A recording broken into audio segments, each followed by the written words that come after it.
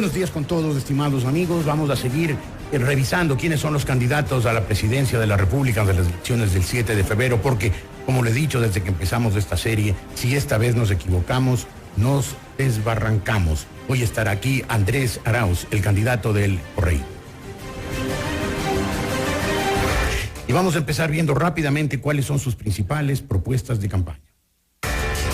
Las propuestas de campaña, los planes y proyectos de los candidatos.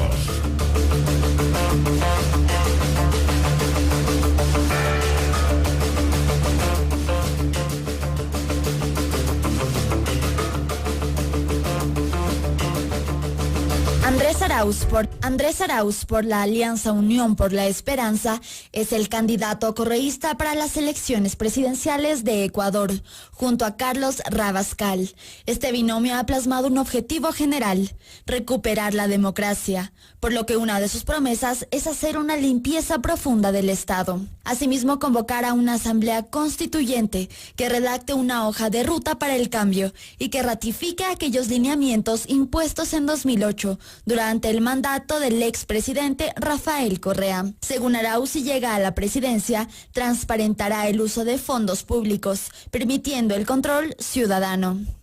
En temas de empleo y crecimiento económico, Arauz propone un cambio de fondo en las relaciones laborales para abarcar el reconocimiento y la reciprocidad en la distribución de los tiempos. También dice que estimulará la producción no petrolera con énfasis en sectores de valor agregado. Otra de sus propuestas es incentivar a las micro y pequeñas empresas mediante regímenes simplificados. Además, implementará una reforma tributaria progresiva para que paguen más los que más riqueza tienen. El plan de gobierno también trata sobre problemas medioambientales. Las propuestas de este sector se centran en la creación de empleos mediante la transformación de la matriz energética del país. Se promete realizar un plan de emergencia para potenciar la biodiversidad de varios sectores. El candidato correísta plantea implementar un plan de lucha contra la violencia y discriminación a mujeres. En este contexto dice que se creará observatorios, refugios, redes de prevención y capacitaciones. Asimismo, señala que incentivará una legislación sobre un sistema nacional de cuidados para las mujeres y grupos excluidos. En temas educativos, Arauz dice que garantizará la gratuidad de la educación pública de tercer nivel.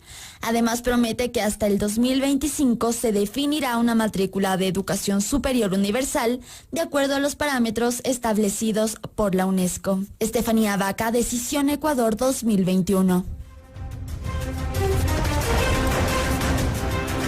Muy bien, empezamos. Economista Arauz, ¿cómo está usted? Buenos días. Muy buenos días, Jorge. Un saludo a toda la audiencia de FM Mundo. Muchas gracias, economista. Oiga, yo quiero empezar felicitándole a usted porque en medio de estas campañas tan ásperas, tan agrias, tan avinagradas, usted nos dio un momento de solaz, de esparcimiento, con un buen chiste. Eso de sacar oro de los celulares, porque era un chiste, ¿verdad?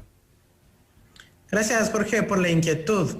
Yo creo que el reciclaje no es un chiste y los jóvenes que nos están escuchando conciben al reciclaje como una propuesta indispensable en el siglo XXI, en el marco del cambio climático, en el marco de las situaciones de la necesidad de impulsar una economía circular. Mire, Jorge, así como reciclamos el cartón, el papel, el vidrio para poder hacer más papel, más cartón, más vidrio, tenemos que también reciclar los dispositivos electrónicos para generar insumos productivos para otros procesos industriales que tiene la humanidad. Por supuesto que sí, por supuesto que sí. Pero según los informes de las Naciones Unidas, que ya se dedican a ese negocio en el Ecuador. Le recuerdo que es una entrevista, economista Arauz, conversémoslo. El problema es que, todos estamos de acuerdo con el reciclaje, no solamente los jóvenes. El problema es que, según un informe de las Naciones Unidas, cada día se extraen en el mundo 7,4 toneladas de oro. Es decir, que para sacar esa equivalente y suplir las necesidades de los diferentes sectores, se necesitaría cada día procesar 300 millones de celulares. Entonces su propuesta, pues, terminó siendo muy graciosa, muy chistosa. Incluso a mí me causó una sonrisa, por eso le agradecía. Bueno, me alegro que le haya causado una sonrisa a usted, pero más importante va a ser el impacto ambiental con todas nuestras políticas que Estefanía bien recogió en el ámbito ecológico, ¿no? Nosotros somos gente que realmente piensa en la importancia de la biodiversidad, la preservación de los materiales, el evitar el uso y el mal uso de a veces hasta los plásticos, la contaminación de los océanos. Yo creo que aquí hay una alternativa válida que está ya generando trabajo en la economía nacional para muchos jóvenes que, recuerden, ya tuvimos una política como la del reciclaje de botellas, que muchos también pensaron que era un chiste. No, eso fue siempre en serio y no puede compararlo uno con lo otro. Es decir, el reciclaje de botellas se está haciendo, lo están haciendo muchos municipios, se está haciendo con mucho éxito, pero no puede comparar. Gracias, Jorge. Es una política también de la Revolución Ciudadana. No, esta es una política de la sociedad ecuatoriana. La Revolución Ciudadana se asignó un montón de éxitos de los demás y no reconoció sus propios errores. Pero esto del oro sí es pues un poco fantasioso, porque ya le digo, necesitaríamos reciclar 300 millones de celulares por día, economista Arauz. Jorge, no es solo el oro, en cada dispositivo electrónico tenemos muchos otros metales. Pero usted habló del oro. Sí, también existe el oro, pero también tenemos otros metales. Tenemos incluso el litio en las baterías que puede ser reutilizado para otros fines. En fin, bueno, podríamos empezar a hablar sobre todo de nuestra política ambiental que plantea el reciclaje, la reutilización de los materiales, la economía circular, que en el siglo XXI es una gran oportunidad para los ecuatorianos. Yo invito a los que nos están escuchando a que investiguen a profundidad sobre este tema e investiguen las empresas ecuatorianas que ya están realizando reciclaje y planes de manejo de componentes de los dispositivos electrónicos. Reconozco que se salió muy bien del tema porque es obvio que pues, el reciclaje es un hecho que se está dando en el país. Gracias, Jorge. Nosotros sí creemos en el reciclaje como un motor de la transformación de la sociedad en el siglo XXI. Claro, son los valores que tenemos ahora los jóvenes. El problema es que usted se refirió al oro. Pero pronto será ya un sentido común, Jorge. Ya es un sentido común y desde hace mucho, y especialmente en los países capitalistas avanzados, que son los que han generado prosperidad. El problema es que usted se refirió al oro y ahí sí pues cometió un desatino porque, ya insisto, para compensar las necesidades mundiales de oro se necesitaría reciclar cada día 300 millones de celulares, Jorge, lo cual es imposible. Si queremos hablar sobre el oro, también podemos hablar sobre la importancia de una política de minería responsable. Que más bien hablemos de nuestro país. Hablemos de otra cosa, más bien, cuando yo fui director general del Banco Central, nosotros planteamos la refinería del oro justamente allá en Machala, para que los mineros artesanales, los pequeños mineros puedan incentivar que el oro no se fugue por las fronteras, sino que se industrialice en el Ecuador, generando trabajo y valor agregado en nuestro país. A propósito de refinería, porque esa palabra pues tiene su peso para la Revolución Ciudadana, ¿qué le parece que se hayan gastado 1.200 millones de dólares, 1.200 millones de dólares en aplanar un terreno supuestamente para construir una refinería? Pusieron una piedra inaugural y ahora hasta la piedra, ni siquiera la piedra está. Mira, la refinería del Pacífico a la cual usted se refiere. No, me refiero al terreno aplanado porque refinería no hay. Sí, por supuesto, todavía no la hay. ¿Y cuándo la va a ver? Ya se gastaron 1.200 millones. La refinería de Manabí, recuerde que armaron hasta un sobrevuelo con helicópteros, convocaron a gente de España, de Rusia, de Japón, de otros lados, terminó no haciéndola. Pero eso es justamente la falla en los procesos de desarrollo, cuando no se avanzan con políticas de largo plazo que permitan resolver deficiencias estructurales de nuestras economías. Jorge, ¿usted sabe cuánto gasta cada año el Estado ecuatoriano en importar combustibles del exterior? Son cerca de 4.000 millones de dólares. Esos recursos más bien podríamos invertirlos, ¿no es cierto?, en el Ecuador si tuviéramos una refinería que procese ese petróleo que sí tenemos. Es una decisión de refinería, común, pero en un terreno plano. Nosotros impulsaremos decisiones de sentido común. Un terreno plano de 1.200 millones de dólares es el terreno plano más caro del mundo. Jorge, donde lo menos que podemos imaginar. Primero aplana el terreno para poder construir el resto de la infraestructura. 1.200 millones de dólares, economista Arauz, 1.200 millones de dólares en aplanar un terreno, por Dios. Pero es que eso no es una casa en este caso, es un complejo petroquímico que tiene varias hectáreas de dimensión. Yo creo que el pueblo ecuatoriano está consciente de la importancia de construir un complejo petroquímico para no tener que importar combustible cuando tenemos petróleo, para no tener que importar fertilizantes, tener que importar pinturas, incluso poder fabricar nuestros propios textiles.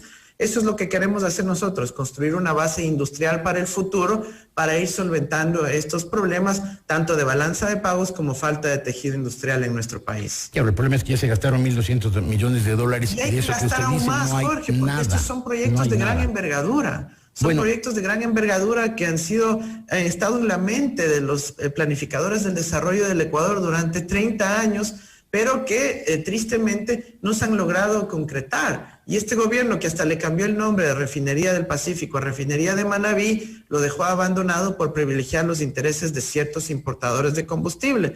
Así que hay que ver también la economía política de este tema. Ajá, el problema es que ustedes tuvieron 10 años y medio en el poder y lo único que hicieron es aplanar el terreno por 1.200 millones. Sí, nos faltó concretar la obra, Jorge, efectivamente. Nos faltó acabar ese, pero es un reto que tiene el Ecuador, no Cuénteme, es una cuestión de ustedes, es de nosotros, Jorge, de todos los ecuatorianos. Sí, pero los 1.200 millones de dólares se gastaron ustedes y hay sospechas de dónde fue a parar gran parte de esa plata. Bueno, otra ocurrencia suya, aparte esta del oro, que a mí también me causó una sonrisa, fue lo de la renta básica universal. Era un camino directo a la desdolarización y parece que usted se dio cuenta de eso y rápidamente archivó ese proyecto.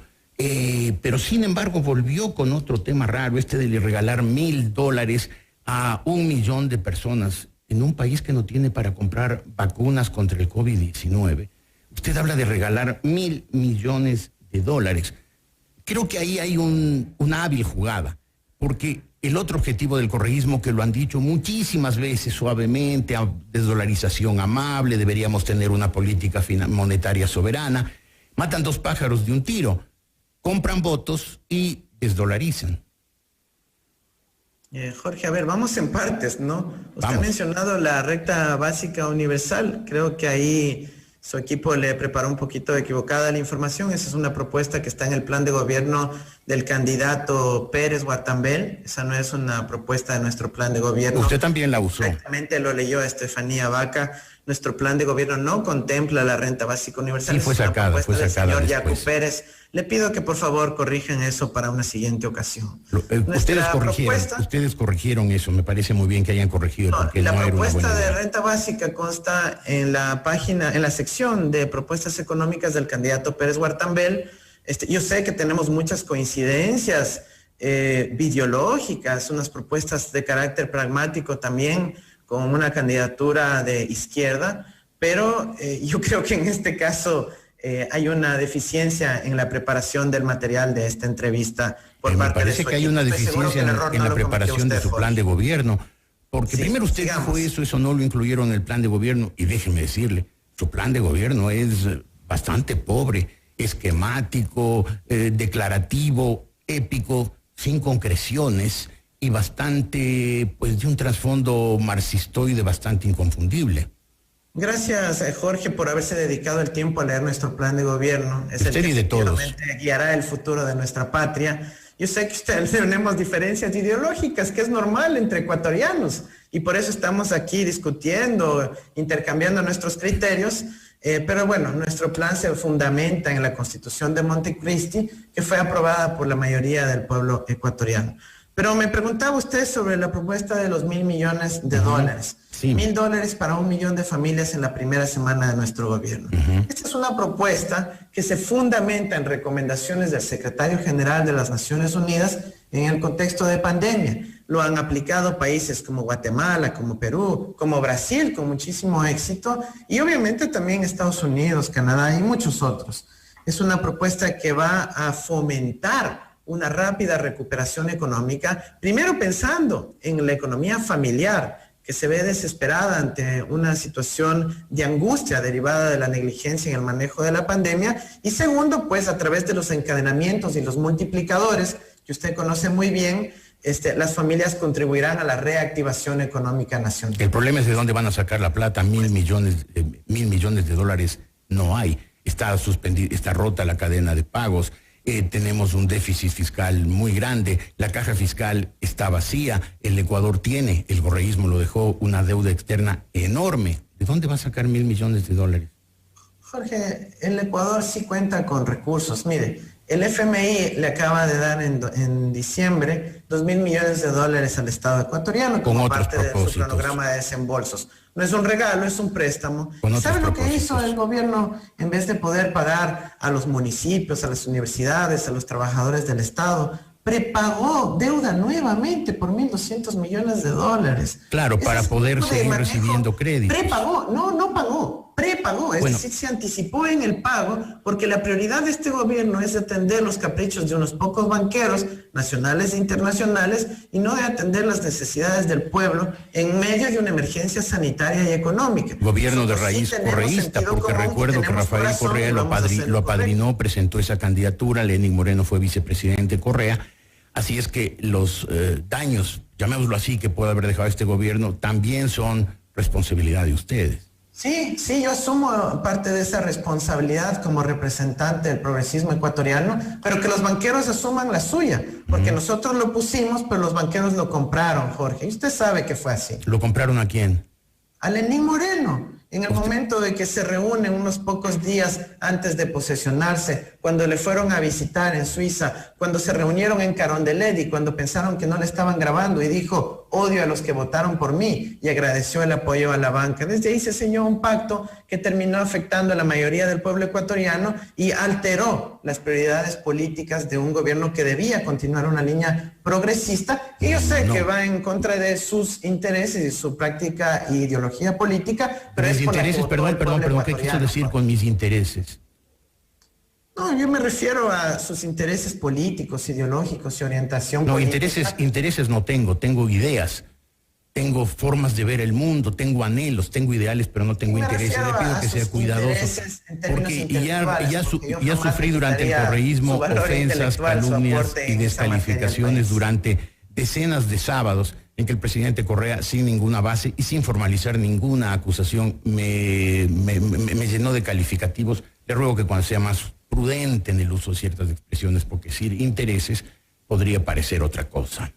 No, yo sé, no me estoy refiriendo a intereses bancarios, me estoy refiriendo a sus intereses intelectuales. Lo he aclarado ya en caso de que le quede ninguna duda. Perfecto, gracias por esa aclaración. La valoro mucho. En todo caso, la pregunta sigue vigente. ¿De dónde va a sacar 1.000 millones de dólares? Porque esa plata no hay. Insisto, recursos sí hay en el Ecuador. El Banco Central del Ecuador mantiene depósitos en el exterior, activos externos, por 8.080 millones de dólares, según la última información publicada por el propio Banco Central. Y ese dinero está depositado en el Banco de Basilea, en Suiza. Ahorita esos recursos no están contribuyendo al desarrollo de nuestro país. Nosotros proponemos que 1.000 de esos 8.000 sean invertidos de forma inmediata en la primera semana de nuestro gobierno para reactivar la economía nacional, comenzando por los más pobres. Poco se cuestionó cuando hubo un salvataje bancario en donde se destinaron más de 8.000 millones de dólares para atender a unos pocos bancos. Poco se cuestionó cuando este gobierno perdonó miles de millones de dólares con una remisión tributaria a las empresas y familias más ricas de este país, pero ahora se cuestiona mucho una iniciativa de realizar un salvataje a la familia ecuatoriana. Es que no hay la plata, porque esos 8.000 millones que usted menciona son parte de la Reserva Internacional Ecuatoriana y es parte de los depósitos por encaje bancario que los bancos tienen en el Banco Central. Por eso, por lo tanto, ese dinero no es del gobierno y no puede ser usado, dispuesto por el presidente de la República. Ese es dinero de los ciudadanos, de los depositantes. Y el resto es de los depósitos del sector público en el Banco Central. Y del gobierno serán, según me han dicho los economistas que saben, 300, tal vez 400 millones de dólares, no se acerca siquiera a 1.000 millones. El resto son de otras instituciones públicas, como por ejemplo universidades, como por ejemplo municipios, el municipio de Quito, el municipio de Guayaquil. Es decir, no es dinero de libre disposición del gobierno. Esos 1.000 millones no hay. Además, le recuerdo una cosa, economista Arauz. En el año 2006, cuando el economista Rafael Correa era candidato a la presidencia de la República, él cuestionó muchísimo lo que decía que era el regalo, que regalaba dinero Álvaro Noboa para comprar votos. Era dinero de él. Ustedes... Yo fui director general del Banco Central. Estoy a punto de concluir mi doctorado en economía financiera, especializado en los temas de banca central y flujos internacionales. Así que yo creo que sí puedo aportar con mis conocimientos y experiencia en esta materia. Usted está diferenciando equivocadamente diciendo que esos recursos son los depósitos del gobierno, de la banca, de las entidades públicas. De hecho, usted está confundiendo los pasivos del Banco Central con los activos del Banco Central. Aquí estamos nosotros en nuestra propuesta refiriéndonos a los activos del Banco Central que actualmente están depositados en Suiza. Si quiere podemos entrar a más detalle. Me estoy refiriendo a las cuentas 11 y 13 del Banco Central que están invertidas en el Banco de Pagos Internacionales. Usted ha leído lo que se refiere a las cuentas 21 y probablemente 22 del Banco Central que corresponde a sus pasivos. Si podemos aclarar esa diferencia, sabremos que sí hay cómo invertir parte de esos recursos en la economía ecuatoriana para dar una ayuda de emergencia económica al pueblo ecuatoriano. Tal vez 300 o 400 millones, a 1.000 millones no llega. Alberto Acosta Burneo, que es uno de los economistas que sabe, dijo hace pocos días o escribió hace pocos días, ya sacaron reservas en el Correato, por lo que las reservas internacionales ya ni siquiera cubren las reservas bancarias. Mira, yo respeto mucho a Alberto Acosta, pero la economía monetaria no es una de sus especialidades. Yo creo que él más,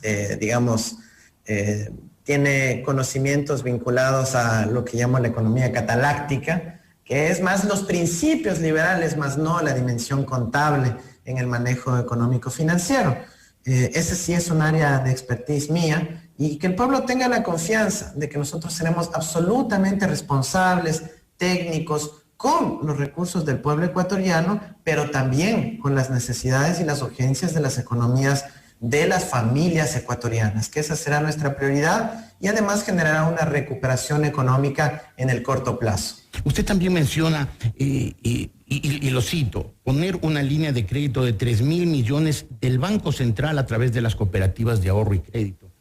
Ese es dinero de los ciudadanos, no es dinero de libre disposición del gobierno. Una vez más usted está ofreciendo gastar dinero que no tiene. Y reconozco, usted hace muy buenas piruetas retóricas para tratar de decir que sí hay donde no hay, pero el hecho cierto es que no hay. Si la hubiera, no hubieran ustedes mismos, del gobierno, ustedes, tenido que endeudarse con China a unas tasas de interés verdaderamente escalofriantes, y este gobierno hubiera tenido también que seguir endeudándose e incluso pedir el auxilio del Fondo Monetario Internacional. No, Jorge, no son piruetas, son argumentos científico-técnicos construidos a partir de 15 años de experiencia, de formación, justamente en estos temas. Mire, ahorita estamos viendo cómo un banco tiene que cumplir dos roles. El lado de los depositantes, ¿no es cierto?, captar depósitos, y el lado del crédito, el lado de colocar esos recursos. Y por supuesto, si usted le pregunta al Banco del Pichincha, al Banco del Pacífico, al Banco de Guayaquil, usted le puede decir, oye, ¿por qué estás prestando la plata que no es tuya? Por supuesto, el rol de un banco es de hacer esa intermediación, captar por un lado y colocar por otro lado. Y eso es lo que proponemos para el Ecuador, que se multiplique la cantidad de dinero en nuestra economía a partir del rol activo de la banca, en este caso del Banco Central, captando los recursos que usted ya ha mencionado por el lado del pasivo y colocando los otros por el lado del activo, invirtiendo en la economía nacional, en el crédito productivo, en el desarrollo de nuestro país, en los emprendedores que les surge poder tener una reestructuración de crédito, y por eso también nosotros proponemos alivio de deudas por un lado y nuevo crédito productivo a través del sistema cooperativo de ahorro y crédito por otro. Muy bien, tengo que hacer un corto, economista Arauz. Volveremos con usted en un instante, son las 8:25. Con el economista Andrés Arauz. Gracias, economista, por continuar con nosotros. Quisiera pedirle, por la premura del tiempo, que me dé respuestas cortas. Crisis sanitaria, la crisis más grave que tiene en este momento el país. El programa de gobierno suyo, página 25, habla 11 palabras sobre la crisis sanitaria. Garantizar el acceso de la vacuna del COVID-19 de manera gratuita. No tiene nada más que 11 palabras que anunciar sobre esta crisis. Tenemos muchísimo más, Jorge. Efectivamente, tenemos toda una propuesta de política que se basa en el legado de la reconstrucción del sistema de salud pública que ya vivimos durante el gobierno de la Revolución Ciudadana con Rafael Correa a la cabeza. Mira, pero nosotros con relación a la vacuna creemos que sí, esa es la urgencia que tiene el Ecuador, y afortunadamente nosotros ya tenemos acordadas la dotación de 4.5 millones de dosis provenientes de la Argentina, para la población ecuatoriana que llegarían a partir del primer día de nuestro gobierno. De la Argentina se está vacunando con vacunas rusas, Sputnik, que están causando unas reacciones muy fuertes y bastante malas.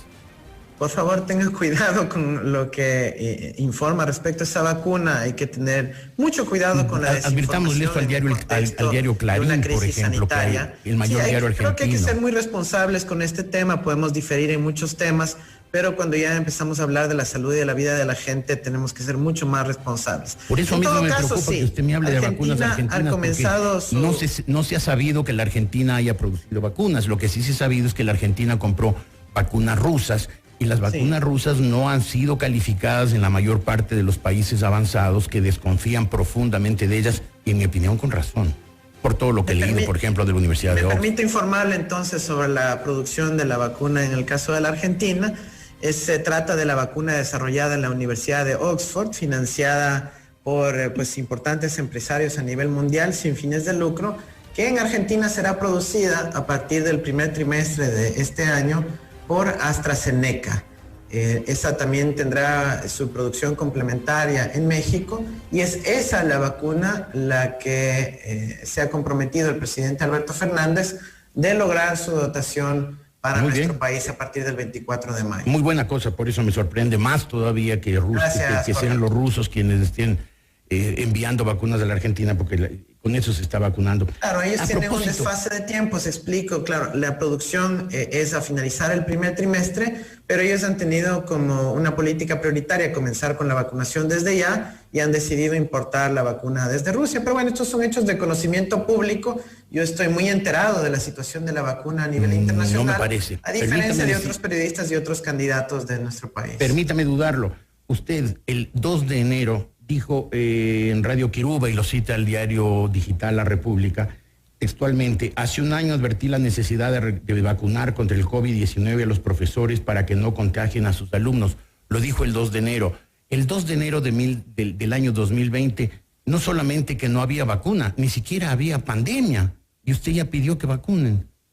¿Usted escuchó la intervención de Radio Quiruba, Jorge? No, leí la cita de radio del diario La República. Bueno, le invito a escuchar la intervención original en Radio Quiruba. ¿No dijo usted eso? Luego de eso le contesto. ¿No dijo usted eso? No, yo me referí hace casi un año, y me referí a una declaración del mes de marzo del 2020, en donde yo incluso publiqué un artículo en un periódico español, donde argumentaba la importancia de dotarnos de la vacuna de forma urgente para poder atender a la población a nivel mundial. En marzo del 2020 no había vacuna. Las tensiones geopolíticas que iban a surgir, y la importancia de que llegue la vacuna primero a los países del sur. En marzo del 2020 no había vacuna.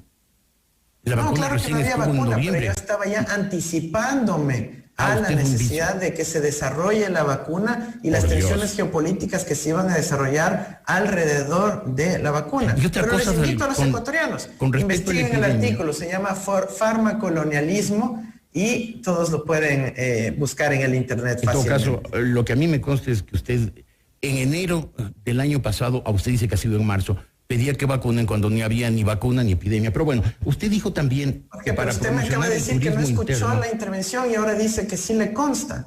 Me consta lo que dice el diario digital La República. En Radio Quiruba está públicamente disponible en el internet. Ecuatorianos, escuchen en el internet mi intervención. Pero usted me acaba de decir que en marzo ha dicho que vacunen cuando no había vacuna. La vacuna recién estuvo lista en noviembre. Pero en todo caso usted dijo otra cosa sobre el COVID-19. Manejemos esto como una entrevista responsable. Le estoy diciendo que yo escribí un artículo relativa al desarrollo de la vacuna y la importancia de que la vacuna sea dotada a los países del sur ante las tensiones geopolíticas que iban a surgir alrededor de la vacuna.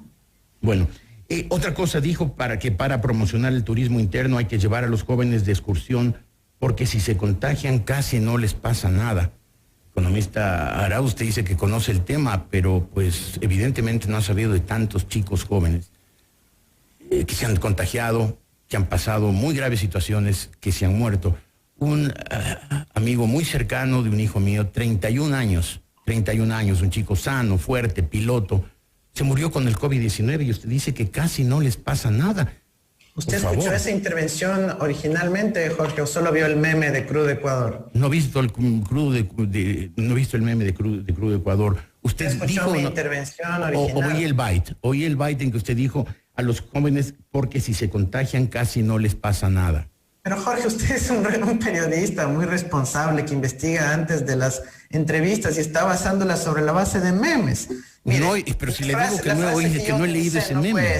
Le agradezco más bien la oportunidad de aclarar. Aclárelo, yo dije por favor. que es menos grave que la población adulta. Dijo casi no les pasa nada. Posiblemente podía haber sacado fuera de contexto y en ese sentido rectifico esas declaraciones. Rectifica, ok. Pero también es un hecho concreto que para el rango etario al cual yo me estaba refiriendo, de adolescentes básicamente de 15 a 19 años, el índice de fallecidos respecto a contagios es de 0,24% menor al de la gripe común. Es importante tener los elementos simplemente ahí presentes para que la comunidad científica pueda valorarlos adecuadamente. Claro. Usted dice, acabo de ver mis anotaciones, usted dice que el mejor presidente de la historia del Ecuador ha sido Eloy Alfaro. ¿Usted sabe cuántas elecciones ganó Eloy Alfaro? Ninguna, Jorge. Allá. ¿Y usted sabe cuándo fue presidente Eloy Alfaro? Sí. Recuérdemelo, por favor, recuérdeselo a la audiencia. Mira, Eloy Alfaro fue presidente, líder del Ecuador a inicios del siglo XX. No, a finales del siglo anterior. ¿Perdón? No fue a principios del siglo XX, fue a finales del siglo XIX. Correcto.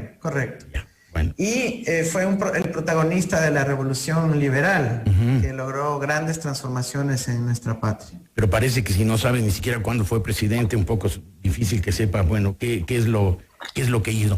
A propósito de estas cosas de historia, usted habla de otra constituyente. Sabemos cuál es el propósito de fondo de la constituyente, librar al señor Correa y a sus amigos de culpa y cargo, metiéndole otra vez la mano a la justicia. ¿Sabe cuántas constituyentes ha habido en el Ecuador?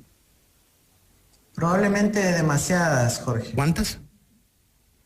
Estamos hablando de ya más de 20. No, menos de 20. Ha sido exactamente 19 y no ha servido para nada. No, el Ecuador no ha cambiado, los países no cambian por una constituyente y hemos tenido algunas de las constituciones, por ejemplo, la Carta de la Esclavitud. Le voy a contar un poco de historia, por eso que parece que usted tiene ahí una debilidad. En 1843 el general Juan José Flores expidió la Carta de la Esclavitud.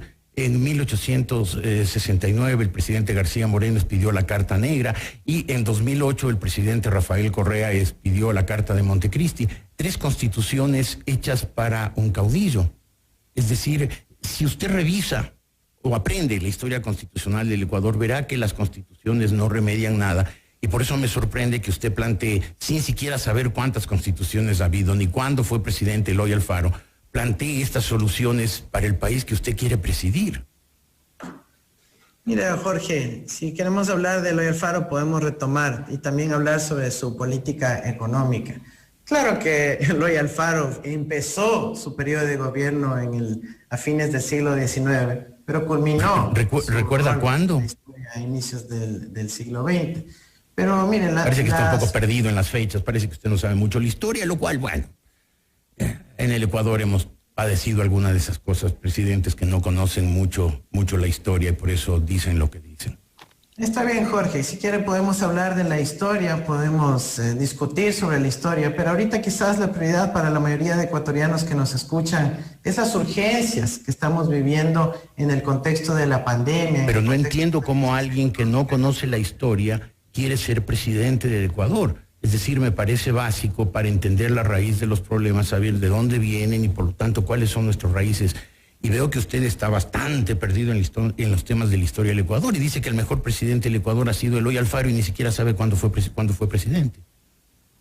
Mira, Jorge, yo creo que la mayoría de ecuatorianos tenemos clara la historia de nuestro país, en donde unos pocos privilegiados, unas pocas élites han terminado concentrando el poder en desmedro de las grandes mayorías.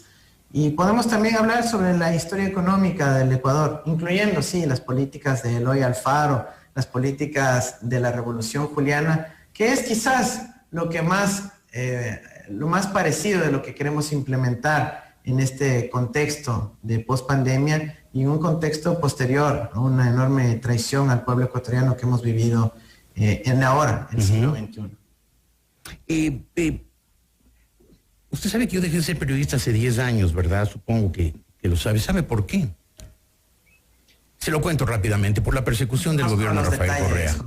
Por la persecución del gobierno de Rafael Correa. El gobierno fue, y tengo que reconocerlo paladinamente, sin reservas, el gobierno de Rafael Correa fue un maestro en la publicidad, en la propaganda, engañó a muchos millones de personas, pero persiguió mucho, reprimió mucho.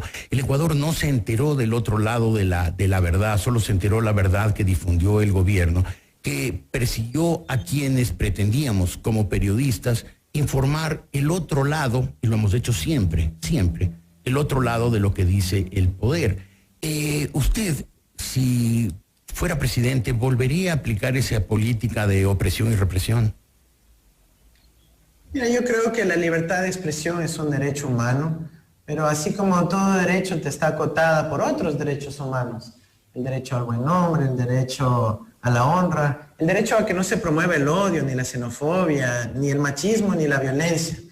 Y en ese marco yo creo que tenemos que movernos, sin la necesidad de una instancia administrativa, pero sí en el marco de los derechos humanos, donde la justicia puede establecer los límites de lo que podamos informar o desinformar en los medios de comunicación. Los medios de comunicación fueron, hubo excepciones por supuesto, pues fueron muy responsables en el manejo de la información, y usted lo que dice, eso de promover el odio, más bien era algo característico de los sábados. ¿Usted ha leído en 1984 el libro de George Orwell? Sí, por supuesto. Ya, ¿recuerda los 2 minutos de odio que promovía el Gran Hermano todos los días? Muy parecidos a las 2 horas de odio que promovía el presidente Rafael Correa todos los sábados, en que acusaba, calumniaba, difamaba y dictaba órdenes a los jueces, dictaba sentencias a los jueces. Mire, Jorge, yo sé que tal vez usted quiere llevar esta discusión a experiencias personales. No, estoy hablando del país, estoy hablando del Ecuador. Jorge. Ahorita estamos en un momento donde el pueblo ecuatoriano necesita unidad, esperanza, oportunidades para recuperar su futuro. Por eso me preocupa el correísmo, porque fue el sector político que más dividió. El Ecuador nunca quedó tan dividido, tan fracturado como después del correísmo o como durante el correísmo, porque desde que llegó a la presidencia el presidente Rafael Correa se dedicó a dividir el país entre buenos y malos, entre patriotas y antipatriotas, e hizo cosas como esta, como perseguir a la gente, como perseguir a los críticos, y el Ecuador vivió los años peores en cuanto a las libertades.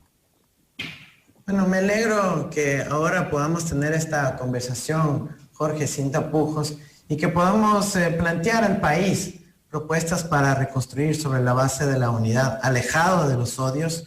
Creo que el país tiene que avanzar en esa materia, sí, reconociendo los errores, pero también de lado y lado. Y muy importante ahora buscar esta unión por la esperanza que hemos planteado en nuestro país y que de verdad es resolverse de forma democrática el 7 de febrero. Ahora el pueblo ecuatoriano tendrá la oportunidad de salir de un gobierno que ha privilegiado la muerte por sobre la vida, que ha privilegiado los intereses de unos pocos banqueros por sobre los intereses de las grandes mayorías, y que ahora se nos da la gran oportunidad de recuperar nuestro destino, que es el futuro, el trabajo y la dignidad. ¿Por qué no ha pagado impuestos usted desde el año 2017, economista Arauz? Jorge, yo en 2017 migré a México por una beca que recibí por parte del gobierno mexicano.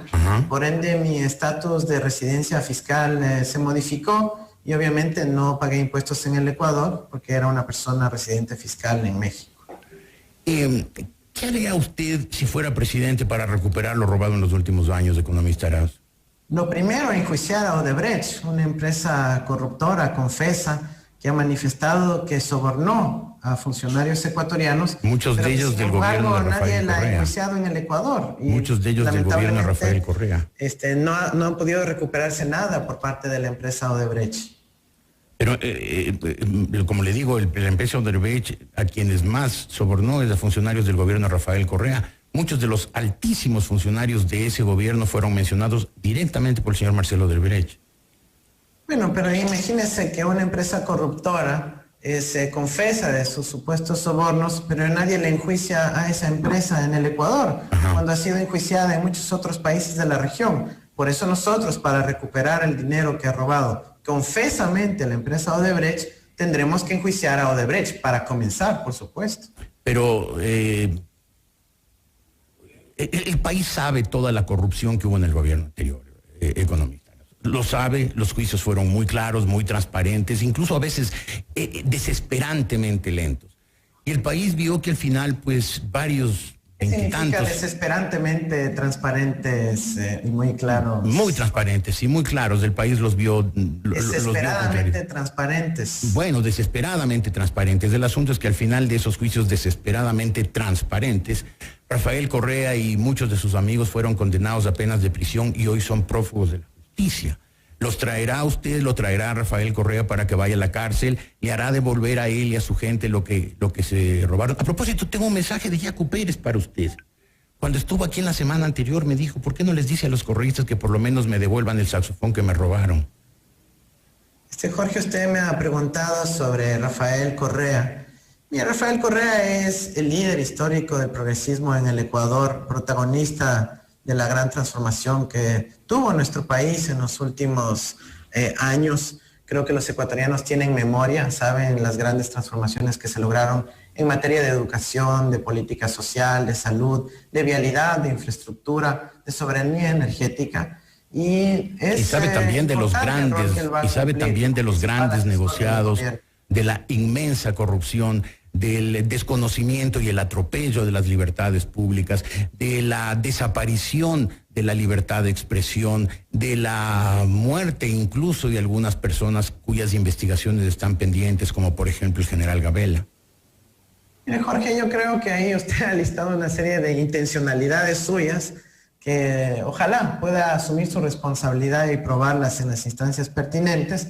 Pero yo creo que ahorita me está amenazando con enjuiciarme. Estoy tratando de responderle su pregunta, Jorge, sobre el rol de Rafael Correa. Y nosotros lo que hemos dicho siempre es que serán los propios jueces quienes revisarán su sentencia en el caso Arroz Verde, una vez que se liberen de las presiones, los chantajes, las amenazas que han tenido del gobierno actual. Economista Arauz, ¿me está hablando en serio? ¿Me está hablando de independencia de justicia precisamente usted, que es el candidato del correísmo, que le metió la mano a la justicia? En vivo y en directo en la televisión, y le agradezco muchísimo por esta oportunidad, Jorge. Ya estamos excedidos en 5 minutos. Muy bien, si ya quiere terminar la entrevista, démosla por terminado. Muchas gracias, economista Arauz. Invito a todos a seguirme en la siguiente entrevista en Televisión Nacional. Voy a ver si usted va a los próximos debates, porque no ha ido a los anteriores. También estaré muy pendiente de usted, porque también quiero saber por qué reunió los debates. Pero gracias, economista. Si quiere irse, váyase nomás. Si